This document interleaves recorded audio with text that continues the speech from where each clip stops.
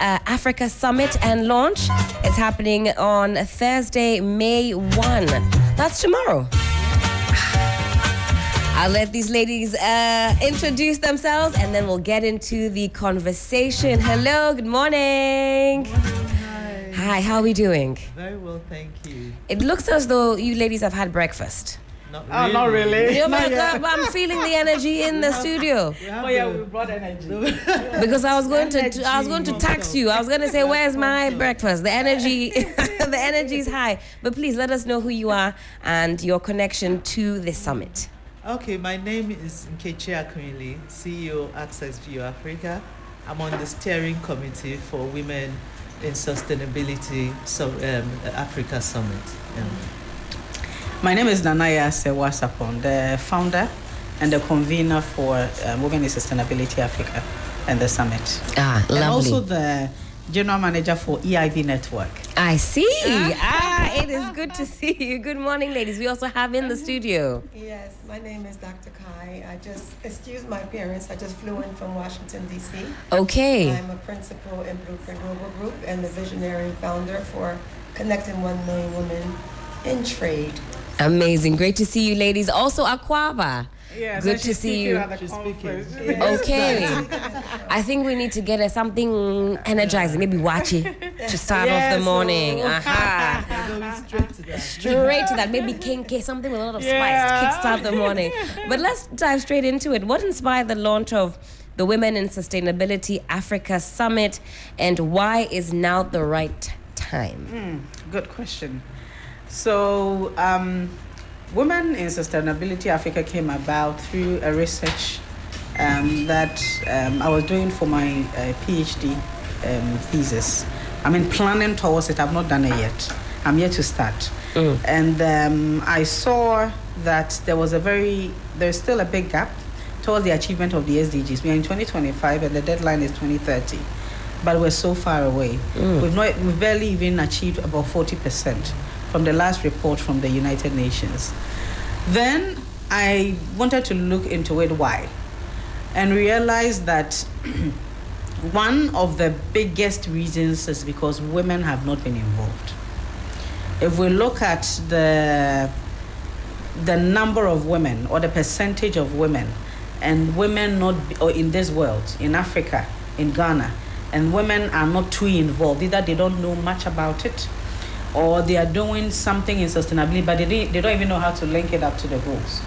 Or there's no reporting, for us to be able to evaluate the contribution of women. Or there are few women who are into sustainability activities commercially or socially, but are working in silos.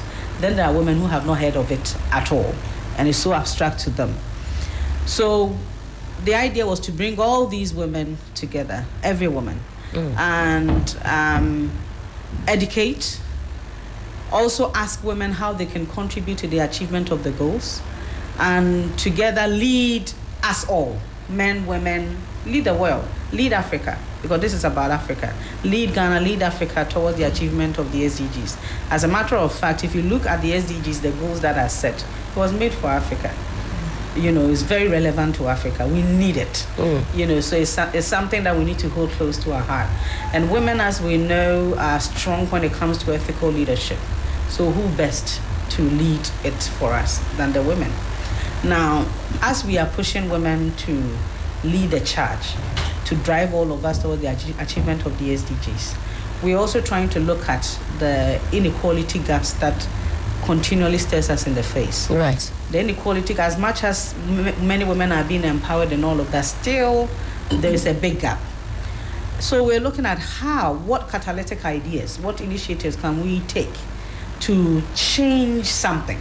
Because if you keep doing one thing and it's not working and you don't change it, then you have a problem. Right. So still on the research is good. It opens our eyes to many things. We found out that, there are two key things or two key approaches there are a couple of approaches, but we will focus on just two key ones. One, look at women as source of labor. Okay. That is an economic case or a business case that everybody will understand. Because for some people, it shouldn't be an emotional appeal. So women empowerment should not be an emotional appeal. That, women, we are here. see us, look at us, we need help. No. But we're saying that it makes sense to invest in a woman. There's a return on investment. When you invest in a woman who makes up over 50% of the population, then you are going to get much more labor force that is apt and up and ready, highly skilled, capacity built, and ready to be productive and produce more for the economy, which we will all benefit. So it must be in the concern of men to get involved. So that takes me to the second approach that we want to look at in bridging the inequality, the gender inequality gap, and that is the involvement of men. Right. We're shifting the perspective. We're changing how women empowerment is perceived. Every great thing begins with an idea.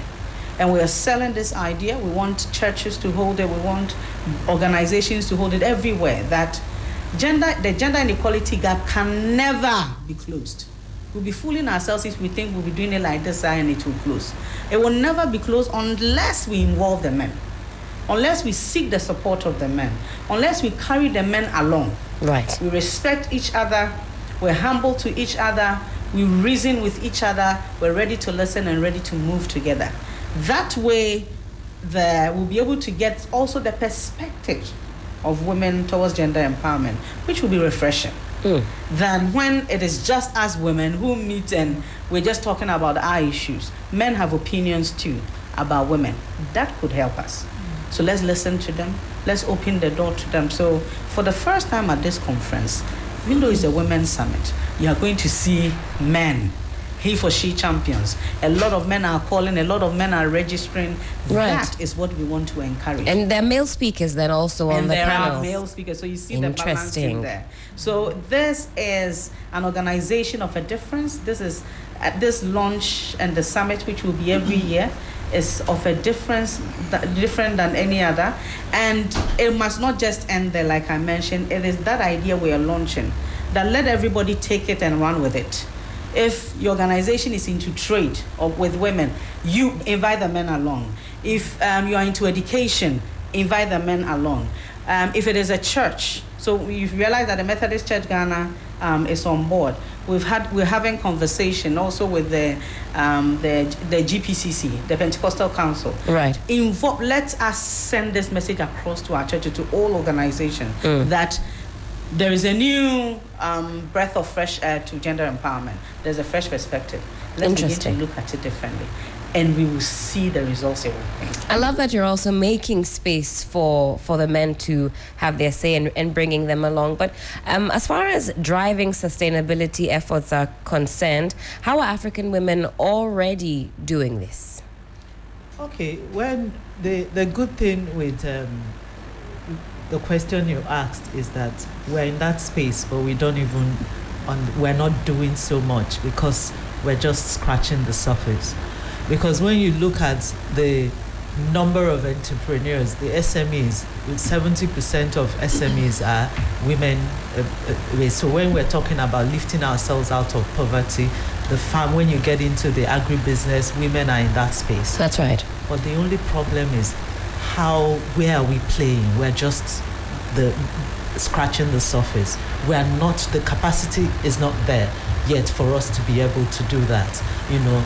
We're not the people taking the decisions on how policies that are going to impact these various businesses that we're doing, to make sure that we shape it in such a way as to support the women in that space. So 70% of SMEs, why are we still crying that women are not taking their role in this space? Is because they're not empowered financially to actually scale their businesses to the level, whether it's lack of knowledge, whether it's when we talk about even the Africa Continental Free Trade, the women are the ones that are disadvantaged at doing the trades that we're talking about.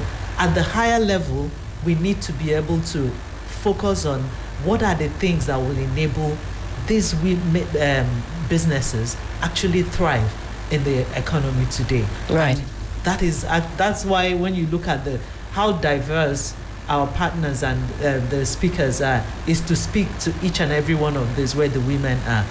So when we're talking about the gender, the women in gender, minister coming there. It's for us to have programs that will actually do that. There are so many, and the fact that the Liberia vice president is also to tell us that this is continental. It's not just about Ghana. So in all the spaces where women are, we are looking at what are the programs that we can run in those places to support the women in those spaces. That's what it's all about. Certainly. Let me come to Doc. Doc, how excited are you for this summit, and what are you expecting to achieve at the end of the day? Well, there are a lot of exciting things about this summit. First of all, I do appreciate the collaborative effort of bringing in the men and women together, because it does take that village for sustainable impact. My first initiative that got me the attention with the United Nations and African Union was empowering men to come back into communities to speak to the children and for the he for she effect to happen. So I understand the impact of that. Now, in the initiative that I have, Connecting 1 Million Women for Trade, I've had the pleasure of working with Nana and some amazing stakeholders in the world. We're trying to collaborate with 102 countries. So it's just a phenomenal idea, and it's great to meet like-minded women who are out here doing the work and making sure that we do collaborate, but we also scale as a village. So I'm here to just do some exciting work with our sisters. Now, beyond the summit, what happens after that? What's next, Anaya? Okay, so we're making right from the start. We're making the right point that this is not a talk shop. This is an initiative shop. Exactly. So on the day we're going to roll out initiatives so that right after the launch we hit the ground running. We're implementing those initiatives. And there's a lot coming up. We're keeping it for a surprise till tomorrow. Okay, so we've got to be there to hear more of what's happening after the summit. And to talk about the speakers. Yes. We have the Gender, Children and Social Protection Minister, Honorable Namomo, who is a real sister. Okay. And my very good friend. And she's been so supportive.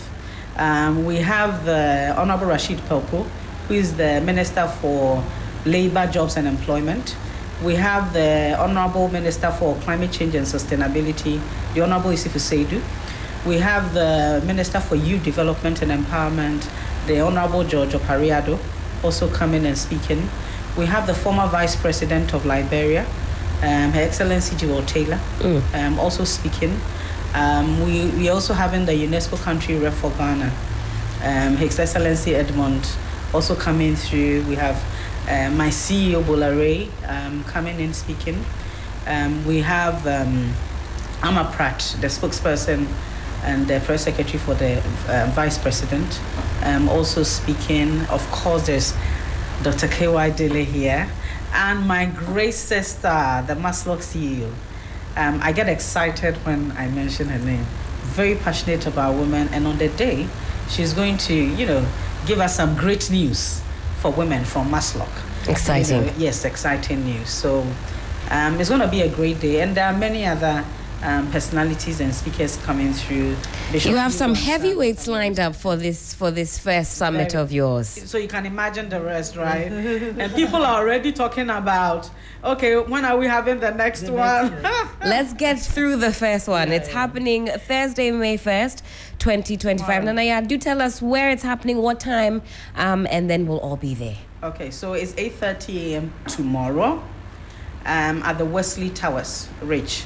Okay. Wesley Towers is kind of opposite the Total House, in a way. Is the New Methodist headquarters. Right. There's a big auditorium on the 4th floor. That's what we're having there. It's next to the Africa Trade House and opposite the UBA headquarters as well. That's the Ridge Enclave. So Wesley Towers Ridge, 8:30 a.m. tomorrow. And we are all meeting there. And to participate is free. Okay. The registration is free. You go to www.womeninsustainabilityafrica.org and then you register. And if you're touched by this initiative and you want to partner or support or volunteer, you call 0207-331-444. 0207-331-444. So this is an invitation we're giving to every man to be there. If you're a he for she champion, we want to see you. And this is an organization that is going to recognize he for she champions. Yes. Absolutely. We are expecting nothing but excitement tomorrow for the first Women in Sustainability Africa Summit and launch. You heard the lineup, some serious heavyweights in there, and some exciting news also to follow. Ladies, thank you so much for your time this morning. We'll see you tomorrow. Wesley Towers, Ridge Accra, 8:30 a.m. sharp. Thank you so much. I will be there. Maslock is going to be there. I'll be there. Thank you, ladies. Thank you. And that's all we have time for this morning on 3FM Sunrise on 3FM 92.7. Thank you so much for joining us on yet another exciting installment. My name is Helen Apia Ampofo. On behalf of the rest of the crew, do have an amazing Wednesday. We'll see you bright and early tomorrow.